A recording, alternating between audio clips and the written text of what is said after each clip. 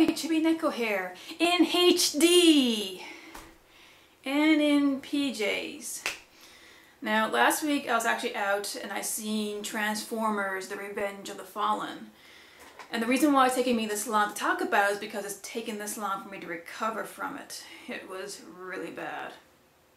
Now, Transformers is actually one of those movies that treats its audience like idiots.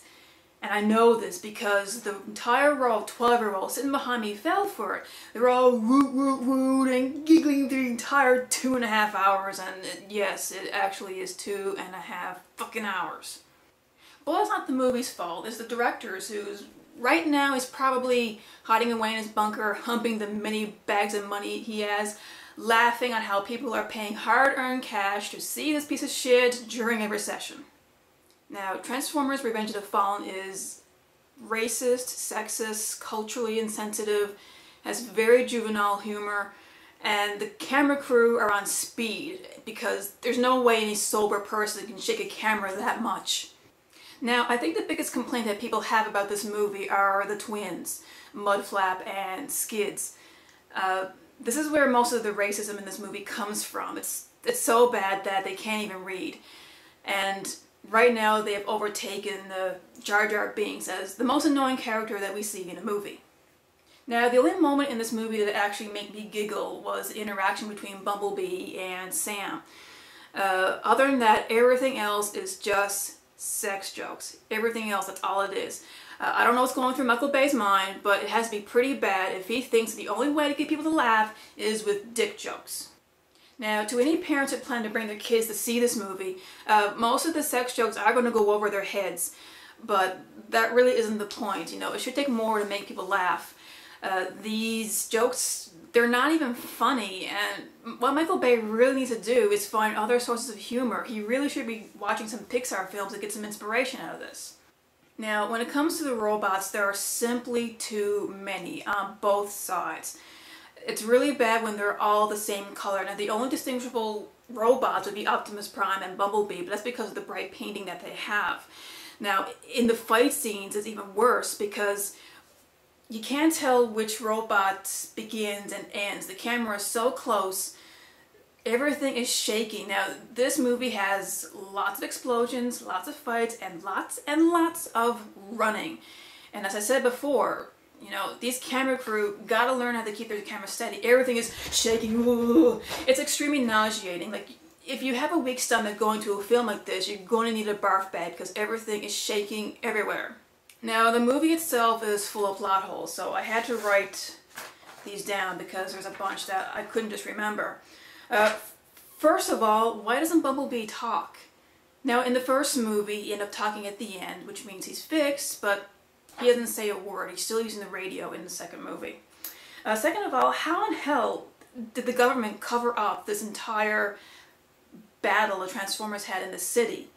Now, it was witnessed by thousands of people. Did the government pay them off? Did they pay off all the damage? Because if they did, that might explain how the recession began. That's a lot of money. Also in this movie, there are 2 shards of the Allspark. Now, we know one was recovered from Megatron's body in the first movie by Optimus. But where did the second one come from? Apparently Sam had it in his backpack or in his hand and he dropped it and it made all of his appliances come to life. And speaking of that, why was the Matrix needed to bring Optimus back to life? You know, if the Decepticons were able to bring Megatron back with their shard, why couldn't Sam use his on Optimus? It's really weird. Like, it would have saved up the 40 minutes of film if you just did that. I mean, they could have. The shard was in his girlfriend's backpack the entire time. You know, it's just useless. Also, the Fallen is the last of the Primes. Since they all sacrificed themselves to stop him from destroying the sun, but then he says Optimus is a descendant of the Primes. You know, that old jet guy with the beard, I forget his name. Well, first of all, do Transformers have kids? How do they reproduce? That was never really elaborated in every series that I've seen. And second, how could he be descended from them if they're all dead? I don't get that. And if the Fallen could only be destroyed by a Prime, why didn't the original ones just gang up on him? You know, in the movie, there was a bunch of them. They all circled around to, you know, made the ultimate sacrifice to protect the Matrix. You know, why couldn't they just defeat the Fallen? It's weird. And besides, what makes Optimus so special anyway? How come he's the only Prime that could do it if the older ones couldn't? I mean, Megatron beat him earlier, but all it takes is a few spare parts from a cranky old Jetfire to take out the Fallen. It's just stupid. And a bunch of little things too, like, you know, why did the ancient Egyptians build a pyramid around a sun-destroying machine? You know, couldn't they just, you know, broke it? They could have. And also, Sam briefly dies and goes to robot heaven. Yes, I'm not joking, robot heaven. The only thing that scene did for me is give me some comfort of knowing that, you know, where my hard drives go after I dispose of them. Or iPods that are outdated, just take your pick.